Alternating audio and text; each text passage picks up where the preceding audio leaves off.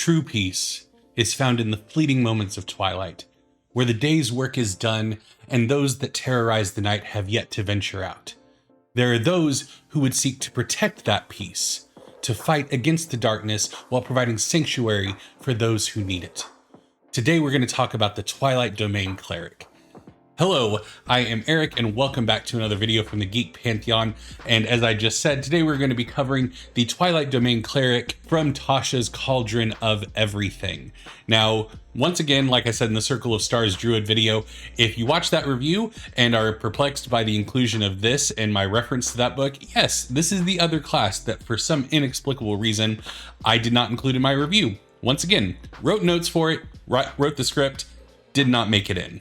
Don't know why, but I'm excited to talk about it now. So the Twilight Domain Cleric from a kind of an overview level is very much one of those frontline clerics that gets proficiency in martial weapons and heavy armor, can be on the front line, whether it's to fight against the enemy or stand there and hold the line to protect others that are hiding behind them. And the flavor is very much centered around this idea of fighting against the types of enemies that go bump in the night, while also providing that protection for those caught on the wrong side of Twilight, or protecting a city so that people can sleep well, knowing that you are there to protect them from the entities that would come out once the sun sets. Now, I will say up front, because this is kind of the entry I would have included in my review, that I really think that this class is one that lacks a certain amount of punch when it comes to bringing the flavor and the mechanics together.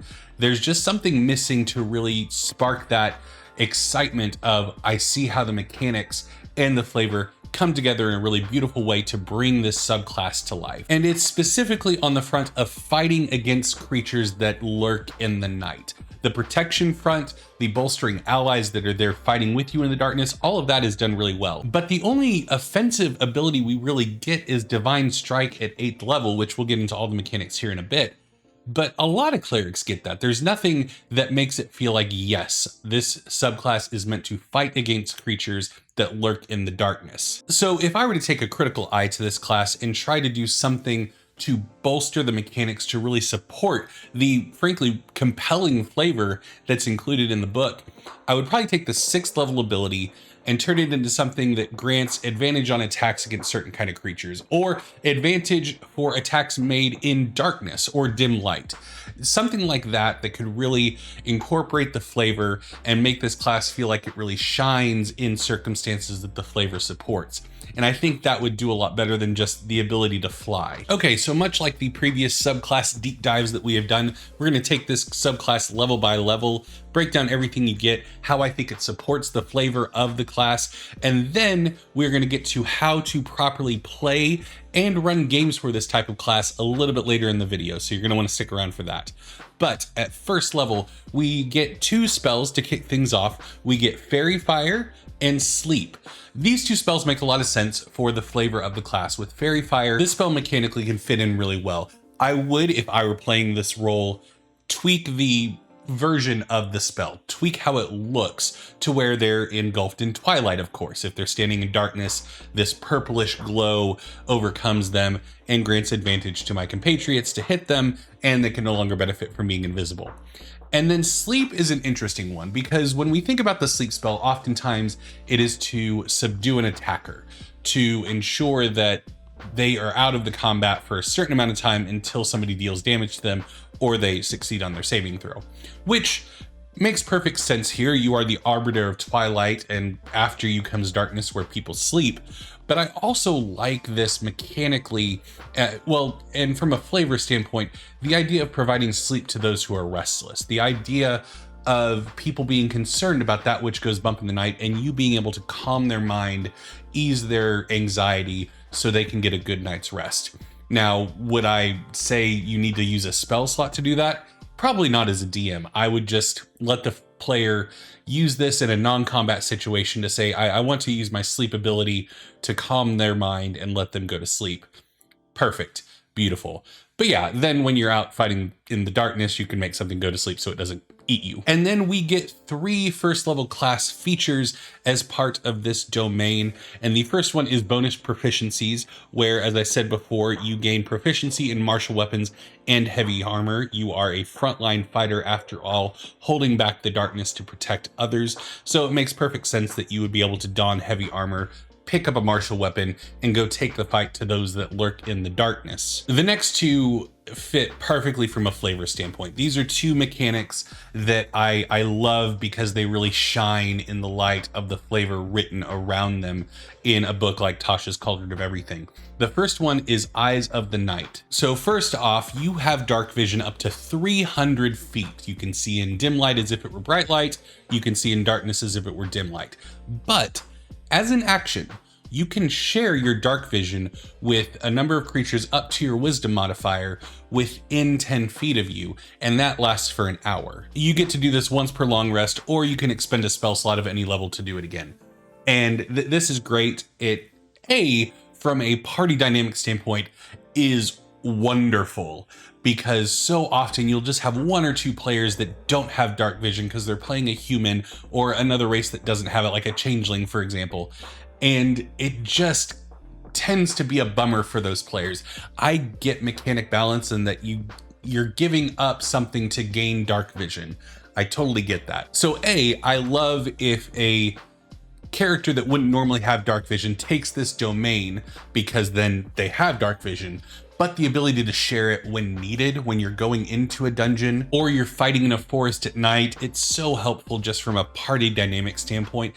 And frankly, from a flavor standpoint, it works really well. I would describe it as Twilight wrapping around your eyes when you share this with other people, and they have the same effect going on as your Twilight powers imbue their eyes with the capacity to see at night for a while. And the other first level class feature that you get is Vigilant Blessing.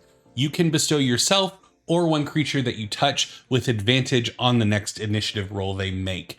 This continues until the actual roll happens, or you use it on somebody else. So yeah, this one is also good from a flavor standpoint, because you're talking about that vigilant defender against things that lurk in the darkness, and it makes total sense to be able to supernaturally predict when a fight is going to come through either being able to sense the agents of the darkness lurking about or some other means, but also getting to share that with another person if they need it. If you have a frontline like fighter that you would really like to go early in most initiative checks, but their dexterity isn't great, grant this to them and they'll have a better chance of getting to go early. Okay, and before we move on, if you have any questions about today's episode or just want to talk to me in real time about D&D or anything else, I do stream on Twitch every Sunday and Tuesday starting at 8 p.m. Central. Link down in the description below. Come hang out and chat and have a good time. Okay, now on to second level, which of course for a cleric means we are getting our special channel divinity ability, which this one is titled Twilight Sanctuary. So with this one, you present your holy symbol and a sphere of twilight emanates from you, reaching out to 30 feet. This sphere lasts for 1 minute, and you or any creature that ends their turn within the sphere gains one of the 2 following benefits. Either grant it temporary hit points equal to 1d6 plus your cleric level, or you end one effect on the creature, forcing it to be charmed or frightened. So you could really pop this, run up next to a compatriot that's been charmed and is maybe walking towards the enemy, and give them a fighting chance to end that effect, as long as they stay within the sphere by the end of their turn. So you may need to like lead them and get like, I want to get 30 feet in front of them so that when they walk up, then they'll be in the sphere. So yeah, but this is a great ability, and I love the concept of just this like almost going nuclear moment of just pulling out your holy symbol, causing this sphere to form around you as you're protecting your allies and keeping them from either being mentally affected by the enemy or bolstering their will to fight on a little bit more. Okay, and at third level, we get 2 more spells, which ironically are the same spells that the Oath of the Watchers get at 5th level, and I do see a lot of overlap in the flavor of these 2 classes, so it makes perfect sense that at 3rd level, this cleric would gain access to Moonbeam and See Invisibility. These 2 spells are perfect for any character that is seeking to root out enemies that might be a bit duplicitous in nature. Obviously, Moonbeam allows you to call down a beam of moonlight or twilight if I'm playing this class, and if the saving throw has failed, the enemy takes 2d10 radiant damage, and if they are a shapeshifter, they revert back to their original form. So it's great at outing enemies that might be trying to sneak into a town, sneak into a city to cause some terror during the night and stopping them in their tracks. And then see invisibility. It's kind of there in the name. You can see things that are invisible, but you can also see creatures that are residing in the ethereal plane. So if you have a creature that is able to plane shift to the ethereal plane, move, and then pop back out, your cleric can also spot them moving about on another plane of existence. And at 5th level, we get 2 more spells, the first being Aura of Vitality. This allows you to radiate an aura around you reaching out to 30 feet, and you can use a bonus action while this aura is active to allow yourself or another creature within the aura to regain 2d6 hit points, which is pretty great. It's a good thing to have at 5th level. It's not horribly overpowered in terms of the amount of healing points you can get back, but it certainly works in a pinch. And it being a bonus action means you can also take your action to attack, cast another healing spell, because once again, we've cast this on a previous turn. We're not casting a spell, so it doesn't run into that casting 2 spells on the same turn kind of thing. So yeah, I really like this spell. And I think once again, flavor wise, it really fits in well with this idea of somebody holding the line and protecting others, reaching out and healing those around them so they too can hold the line to protect those on the other side of the darkness. Okay, I'm seeing in my notes right here that I wrote Leomund's Tiny Hat, which is obviously not right, but I'm wondering what a spell called Leomund's Tiny Hat would do. So that's a fun thought experiment. Let me know in the comments down below what you would flavor a Leomund's Tiny Hat spell to do, also mechanically. But Leomund's Tiny Hut is the other spell that this class gets at 5th level. So this is another excellent spell for the flavor we were just talking about with Aura Vitality, that stopping everything, protecting people, and holding the line against the enemy. So with Leomund's Tiny Hut, you are able to have a 10-foot radius dome emanate from you, and up to 9 medium creatures can fit in this hut with you, 10 total creatures. And it's opaque. Enemies cannot see within it. Any creatures that started in there that you designated could be in the hut with you are free to leave as they want, but outsiders are not welcome to pass in, and no magic or arrows or anything can penetrate the walls of the hut. So yeah, I love this spell for this class. I think it makes perfect sense either from the frontline standpoint that I just spoke about, or if you have ventured out to rescue people were caught out in the forest at night or something like that, you are able to go out there, and as they're bringing them back, if an enemy that you don't want to subject these people to potentially being harmed by is approaching, you can quickly drop this, put yourself in a dome. You can make it any color you want, so make it dark blue, black, have it stand in with the night, and so hopefully the enemy will pass you by and you'll be able to leave freely once they're gone. Okay, and at 6th level, you gain the ability Steps of Night. Now this is the one that I said I would do away with potentially if I were retooling the class, but if you're wanting to play it as is, which is totally fine, Steps of Night allows you to use a bonus action to gain a flying speed equal to your walking speed for 1 minute while you are in darkness or dim light. So this is cool. It can be flavorful. You could talk about the twilight lifting you up in the air. I just don't see how it connects with the overall mission statement of the subclass, for lack of a better way to put it. Yes, you are able to get up above the enemy, fly around, might make it easier to attack, but you can't grant it to other people. You can't use it to get others out of a dangerous situation. You're just the only one able to go up and fly. So that's my only real gripe with this 6th level ability, is I feel like it's the one that's really disconnected from the others and doesn't help support the flavor through mechanics. Okay, and at 7th level, we gain 2 more spells. The first one being Aura of Life. This is another aura spell. Once again, 30 feet out from you, it moves with you. And while creatures are within the aura, including yourself, you gain resistance to necrotic damage and cannot have your hit point maximum reduced in any way. Additionally, any non-hostile living creature that starts its turn within the aura with 0 hit points gains 1 hit point. at the start of their turn. So this is a great one if the battle has turned against you all, you're trying to hold the line desperately, you're trying to protect your allies potentially from things dealing necrotic damage. But I love the ability to run around the battlefield with this aura and pop allies up on their turn to get them back into the action, which in D&D 5th edition is literally the name of the game, maintaining the action economy. And this is a great spell to do that. And the other spell that we gain at 7th level is Greater Invisibility. You or a character that you touch becomes invisible, and anything they're carrying with them becomes invisible as well. So this one fits really well from a flavor standpoint of trying to usher people out of the darkness or trying to get into the darkness past the enemies so you can strike them from behind.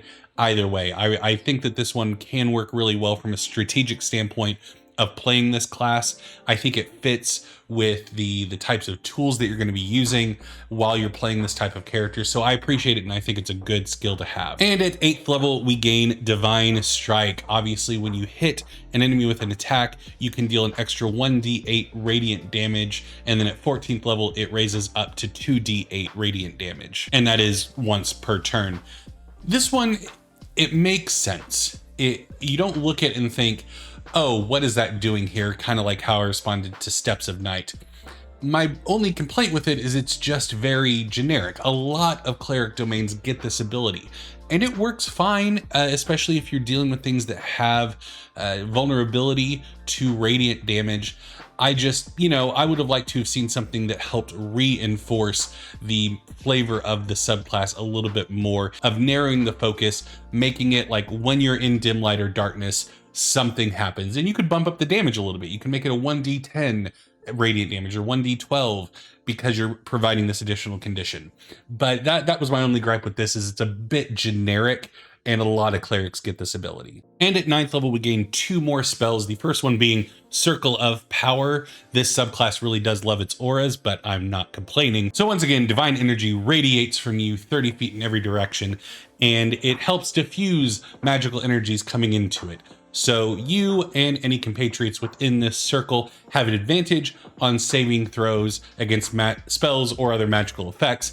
And additionally, if there is something that requires a saving throw that on a success you would take half damage, you instead take no damage. So once again, I really like this one. I love the use of auras and circles for this class, with the flavor being that protection kind of mindset and going out and holding the line against the darkness. So I really do like this spell choice and what it does. I think it works really well. I think it's a great natural progression of this idea of this cleric domain that's constantly using auras, and their channel divinity being this Twilight Sanctum that's this sphere, and Lehman's Tiny Hut that is also like this class is very much built around the idea of radiating things out from your position to help bolster, protect, heal others. And I think that's a great through line that it seems very well thought out in the spell selection for this subclass. And the other spell that you get at 9th level is Mislead. And now this allows you to become invisible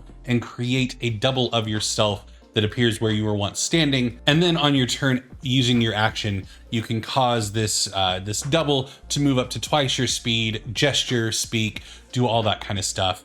While you look on, you can also see through its eyes as if it were your own, basically take over its senses as a bonus action, but it is a bonus action to switch back and forth. So you are blind and deafened while using the senses of your double. Now, where I see this fitting in really well for this class from a flavor standpoint, I do like it. I do think it fits well, because I like the idea of, if you are ushering people out of the woods at night, trying to protect them and keep them from being attacked, then I really like the idea of using this spell to create a double of yourself to lead these people out, and using your action to cause them to continue moving forward, and you hanging back, being invisible, maybe just off the trail or behind the party, keeping an eye out for anything that might be trying to sneak up on the people that you're rescuing, and being able to get the drop on them in that way. So I think that would be a really interesting use of this spell for this particular cleric domain. Additionally, it could also be used when taking a rest. If you all are taking a long rest while on the road in this creepy dark forest, and you wanted to try to bait out anybody that's following you, on your shift to stay up during this long rest, you create this double that's sitting there, and you use your action while you sit back and actually keep watch outside of camp while invisible to make it appear as if you fall asleep and drawing anything in that might have been waiting for an opportune moment to come attack.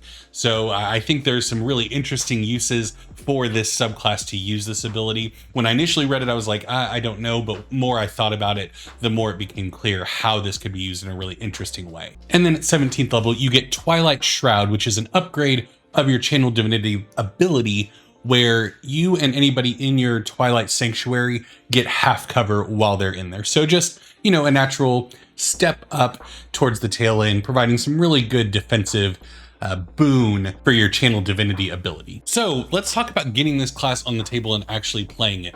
So from a flavor and mechanic standpoint, this is a cleric domain very much dedicated towards fighting against those entities that reside in the darkness and protecting those that need protection. But unlike the Oath of the Watcher's Paladin, that has a very similar but slightly different objective, this cleric, through the mechanics you can see, is very much focused on the protection and bolstering allies element of this fight. But it's important to remember that this subclass isn't purely protection through defense. You have a lot of abilities and a lot of spells dedicated to taking the fight to the enemy, venturing out into the darkness, taking the fight to them so that you can proactively defend those that need defending by ensuring that those entities never come into the town, never attack the people. So that's an important aspect that I think the spells, if not the class features, really support. And I think the flavor of this subclass really fits in with other cleric domains well. I don't think you would find too much headbutting if you had a party full of clerics and this one was included with many other domains, because it does walk that line between offensive firepower and the healing buffing of allies. And I think there's a good mixture of spells and class features that fall on either side of that. It really doesn't venture one way or the other too heavily. But the important thing to remember is this domain is dedicated to the protection of citizens, the innocent, whatever phrase you want to use. But they're not as stuffy as a lot of those paladins, where if this cleric needs to make a deal with a bandit captain to bolster their numbers to protect a town for a good amount of coin, or broker a deal with some fey entities to come over from their plane to assist in this fight, this cleric is not going to be above making those deals like a lot of other characters would. The name of the game is protecting people, and whatever deals need to be made to broker that protection, it seems like this cleric would be more than willing to take those deals. And there are some certain types of parties that I think this domain would fit in really well with. Obviously, any party dedicated to protecting other people, to going out into the world and providing direct protection for others is a party this would fit in really well with. But I also think that a party that travels around from town to town and ensures their safety and holds the line for a night to fight back the enemies as they try to encroach upon the town. Almost like an ongoing Seven Samurai style campaign, except, without the ending. Although, that would be a pretty cool way to end a campaign. Anyway, and the other thought that I had for a type of party is almost like a Van Helsing type monster hunter party, where you're going and hunting vampires, werewolves, other creatures of the night, and trying to take them out before the citizenry of the nation needs to bear witness to them, almost trying to protect them from that knowledge. You could almost go with a Men in Black kind of route of maybe not a whole lot of people in this world believe in such entities because people rarely see them, and that's part of your job, is to go out there and ensure that people don't see them. So that might be an interesting idea. Okay, and as a dungeon master, how can you run a campaign and a game that really caters to this domain and gives them ample opportunity to shine and feel like they are fulfilling their purpose with their character choice? And the first one is a big one. It's a little bit more abstract than other examples I've given in the past in this segment, but I think it bears stating. protecting the world, protecting a city, protecting a community is not enough. You need to provide a face for these entities that the party is protecting, that this character is protecting, whether or not they meet a really kind family when they first come into town, or they volunteer at an orphanage in the city that they're going to be protecting.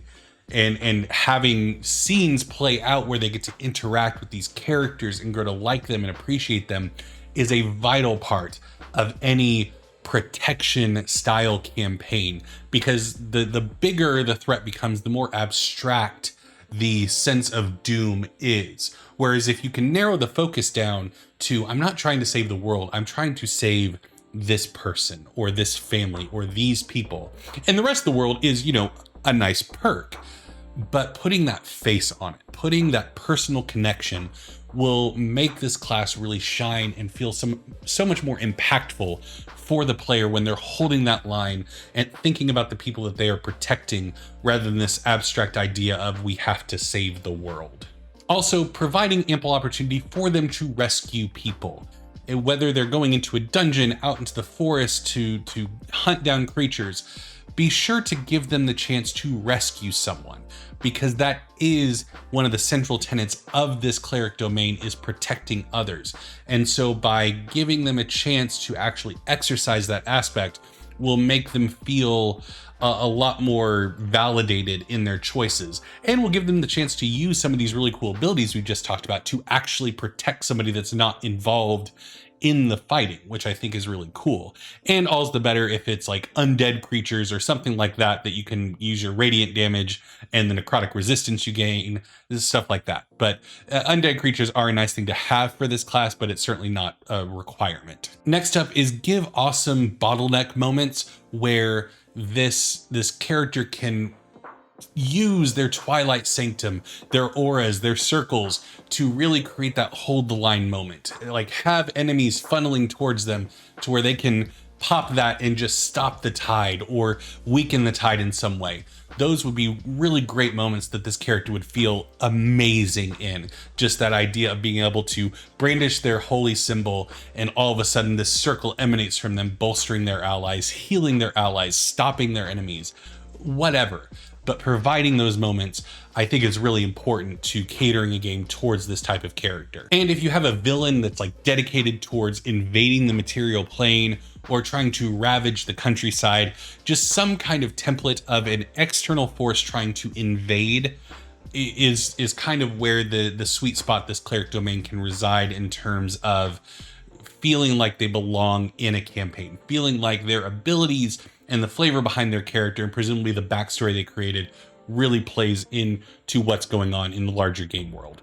So what subclass should I do next? Let me know down in the comments below. Let me know what you thought, and be sure to tell me what Leomund's Tiny Hat would do as a spell. Thank you all so much for watching. I am Eric, and I will see you next time.